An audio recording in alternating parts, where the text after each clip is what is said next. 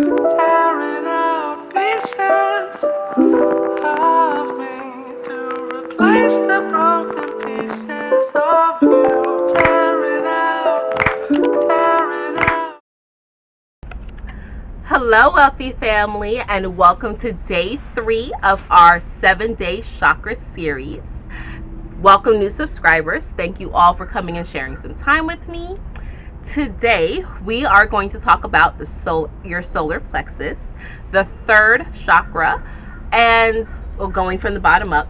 And for me, I know probably way too much about the solar plexus because my confidence is always something I felt I had to grow and I had to develop. Okay, so when I grew in knowledge and having a vast array of information available to me, to start diving into why is my confidence this way, and then I started learning about the solar plexus, and then I started looking at my own personal genetic energetic code, right, through my life path, through my natal chart, through my soul purpose. I mean, just so much information out there available to know what you're doing for you, right? When I gathered all that, I realized why my confidence is always something I was focused on. Because as a Pisces sun, as a life path 8, my solar plexus was fixed and mutable at the same time. So I have a fixed energy, but it's always mutating. It's always, transforming, right? So once I realized that, I said, okay, no more confusion, no more blocks about that. Very thankful for it. But I know a lot about the solar plexus. But again, I have my notes here to make sure I stay focused and I provide the information in a clear manner. And I don't go rambling because I can do that as well. Also, please forgive me. Not only if you see me looking down, but if you see me trying to steady my camera. I have attempted to record this video now for about 5 or 6 times, and the wind is just blowing so much it's toppling my camera. I think I have it stable now, but just in case, I just want to let you all know why you may see me do the things I do. Okay? All right, so let's get it in. So, your solar plexus, the Sanskrit word for your solar plexus is Manipura. Manipura, okay? M as in Michael, A, N as in Nancy, I, P as in Paul, U, R, A, okay? And that's just a Sanskrit word for your solar plexus. Now, the solar plexus sacred truth is honor oneself, or honor thyself, right? Honor one's self. Honor yourself, right? Honor me. Because if you don't, who will, right?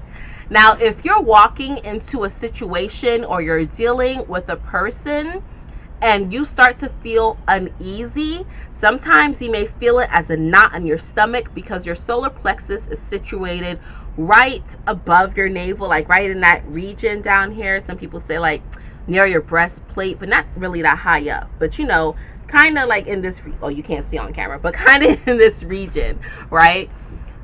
Your solar plexus is the seat of your integrity, the seat of your confidence, but it's really connected to that ping, bing, bing, bing, bing, your honing signal, right? So if you are dealing with a person, you're in a situation that makes you feel uneasy, that normally throws you off your game, and you want to know what it is, you want to know what moves you should take a moment, breathe deeply, right? Inhale. Bring that breath down into your solar plexus area, hold it, release it, and think to yourself, or if you can, say it out loud, something is threatening my survival. And ask spirit to let you know what it is, to reveal it. If it's something that needs to be known in the moment, it'll draw your attention. If it's something that you can move past, then continue on with your time. But for me, when I started practicing this, because I gotta practice it before I tell y'all to go do something. So when I practiced this, it really became clear to me the people that were triggers in my life, Because sometimes people have a way to knock you off your confidence. They have a way to get under your skin. They have a way to manipulate circumstances that make you feel unsure and uncertain about yourself. But if you take a moment and you're like, something is threatening my survival, what is it, right? And then you're that person flashes, or that name flashes, or that's just the thing that catches your attention, it's time to let it go. Okay? Now, the role and function of your solar plexus, I mentioned this, I believe, is the center of your integrity. If you don't have integrity, if you're out here scamming people, if you're out here lying to people, including yourself, if you're out here just doing whatever it is that comes to mind that is reckless, your solar plexus may need some work, okay? So your solar plexus is the center of your integrity. This energy center holds your sense of power, right? Your confidence. It is your relationship with yourself, and your self-identity is formed here, right? Your biography is your biology. Ooh, that's powerful. Your biography is your biology, okay? Think of people in your life who intimidate you. You are more than likely losing power because they are anchors. They're anchoring onto you and they're pulling you down, okay? They're weighing you down. Like I said, they know how to manipulate situations to make you feel that you're powerless, or make you feel like you're crazy, or make you feel like you need to give them credit before you give yourself credit. And that's not what we're doing. That is no longer on the menu here, okay? We empower ourselves. We are allowing ourselves to grow in our own confidence without any qualms or any hesitations, okay?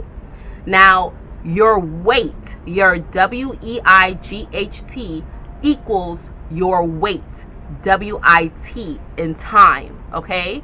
So not just your body weight, although that does play a factor, but the weight of your emotions, okay? Now, like I said, your body weight plays a factor because a lot of times we are not storing weight because of the things that we eat and consume. I mean, yes, that plays a factor, of course. However, if you are, one, an emotional eater, or two, you hardly eat when you are out of whack or out of balance with your emotion, you're still storing energy, okay? Your body is still storing and holding on to that.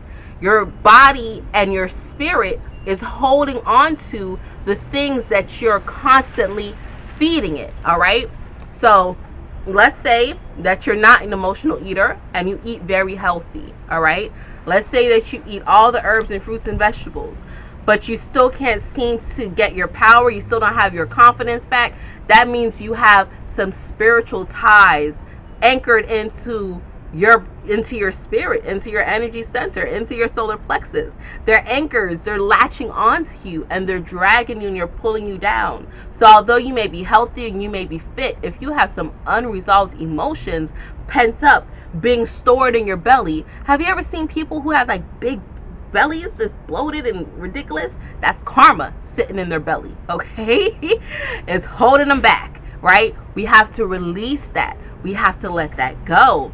Let go of those anchors, because when you hold on to those anchors, when you let those weights pull you down, the time that it takes for your things to manifest, for your desires to manifest, for your life of your dreams to come to fruition is going to be longer. The longer you hold on to these grudges and these things and these peoples and these anchors and this emotional trauma, releasing your power and just being relentless to whatever it is that's out here in this world is causing you to have to wait for your manifestations, for your true desires to come true.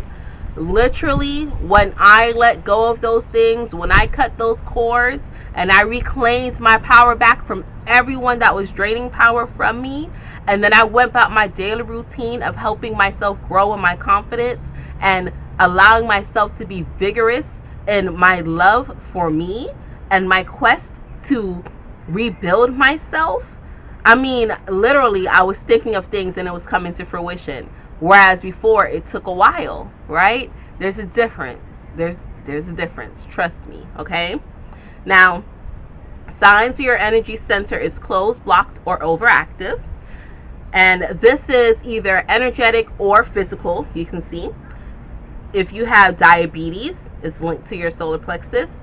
Eating disorders, indigestion, depression, anxiety, including chronic anxiety, if you're always anxious of things. Social disorder, fear of rejection. I used to be really afraid of being rejected and being lonely. That's why it was very easy for me to keep going back and forth when I was younger to the Kingdom Hall, because I didn't want to let go of the only thing that I ever knew. I didn't want them to reject me. And after I realized, you know what, they're going to reject me anyway, no matter what it is that I did, it seemed to never be enough. I let that go, and I really was able to grow. But literally, I stopped having stomach issues too. Like, I used to have, my stomach still is very sensitive. I have to be mindful of what I consume. But I stopped having so much stomach issues when I let go of the fear of being rejected and being left lonely by being shunned by the witnesses. And when I walked away completely, I started having people come into my life that, I mean, no matter what I did, they never rejected me, right? I'm just throwing out that example because it allows you to feel whole. You would think that letting go of everything that you've always known and facing your fears would make you feel hollow, but I felt more complete. Okay, hope that makes sense. Yes, back to signs that your solar plexus is closed, blocked, or overactive. If you have insecurities, if you have hyperactiveness, issues of belonging, feelings of uneasiness, no direction or purpose, low self-esteem or low self-trust, difficulty with short-term memory, excessive hunger for power and bossiness. Now, excessive hunger for power and bossiness is if your solar plexus is overactive. Like, you're just a power-hungry mean monger, then it's time to let that go. It's time to let that go. My kitty just came and rubbing up on me. I guess my energy is good. Now, ways to balance and maintain your solar plexus. Let's get it back in check, right? You can do yoga poses, right? Listen to music set to the frequency of your solar plexus, which is 528 megahertz. You can chant the sound of your chakra while you're listening to this music frequency and meditating. The sound of your solar plexus chakra is Ram, right? And again, it should be deep and throaty. RAM is how it's spelled. Use healing stones connected to your solar plexus. So amber, citrine, yellow jasper, tiger's eye, I'm wearing it, pyrite, which is also known as fool's gold. And you can also eat food, right? Ingest, always inner workings, because we have a balance of all things. So foods to eat to help balance your solar plexus, beans, any type of beans, bananas, but most importantly, burro bananas. Burro bananas are the small ones, okay? The bananas you see in the grocery store, the regular ones, the long ones, those are hybrid. Those are mutated. Those are not natural. I have a banana tree. My grandfather has a banana tree. My neighbor has a banana tree. And those bananas are small, okay? They do not look like the long hybrid ones that we see in the store, okay? So if you can, you always want to try to eat fruits that have seeds, fruits that are closer to their natural state, okay? Mother Earth does not produce anything that cannot reproduce itself. We as humans reproduce, okay? We as humans, we have seeds so we can reproduce. So the food that you eat should be the same, all right? Squash is good for your solar plexus. Pineapples, yellow potatoes, honey, right? Wildflower honey is great. Curry, ginger, turmeric, and lemons, right? Just to name a few. Mostly your yellow fruits and vegetables is good for balancing your solar plexus. Now, I want to mention when you are eating these foods or cooking with these foods, like quite simply, I know, sorry, I know that where some people were taught to pray over your food and to thank God and to wish away the spirits and stuff. But quite literally, when you're eating and ingesting these foods, you really should be thanking these foods for their replenishing energy. Thank them for their confidence building, for their grounding energy, for their rejuvenation, right? Because everything is energy. And when you thank these foods, right, not to wish away the evil spirits, you're not thanking God, but you're thanking these fruits. Because without their nourishment, where would you be? Right? Remember, everything is connected. And when you start setting these intentions with your food, when you're cooking your food and you're putting in this love, right? You can taste the difference. I don't care what anybody says. You come to my house and you've eaten my food. Like, my food is to die for, is to rave for, and that's because I cook it with love. And if any of you are watching, I've ever had it before, comment below, right? And let them know it's cooked with love. I set intention of healing, of power, of balance, of abundance, whatever it may be that I'm cooking with. I set those intentions, okay? So it's good to do that as well. Sorry, that the air show is in town, and you know I live close to everything, so you're hearing the air show. I apologize. All right, so we're about to wrap it up. Solar Plexus Affirmations. Again, there will only be some affirmations here. The rest, along with a couple extras, will be on my website, www.ascendinginfinitegoddess.com. So with the Solar Plexus Affirmations, I am confident and secure. I am firm in my decisions. That's a big one. My melanin absorbs and radiates light.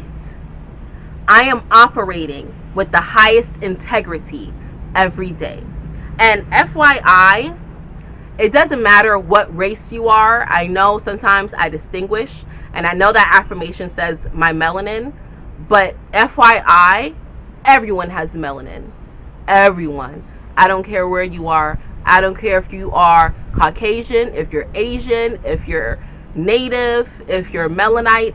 I don't care where you are. Everyone has melanin. It's just a matter of how much do you have. So you may have 0.01% pigment, or you could have a richer pigment like myself. You know, I may have like 70% melanin. My daughter may have 85% melanin, right? She's a little darker than me, but know that everything has melanin. The plants, even though, you know, they have chlorophyll as well, they have melanin, right? It's a chemical. That's all melanin is. It's a chemical, okay? All right, I know that's a side piece. It had really nothing to do with the solar plexus, but I just wanted to throw it out there. I didn't want anybody to say, well, why she excluded me?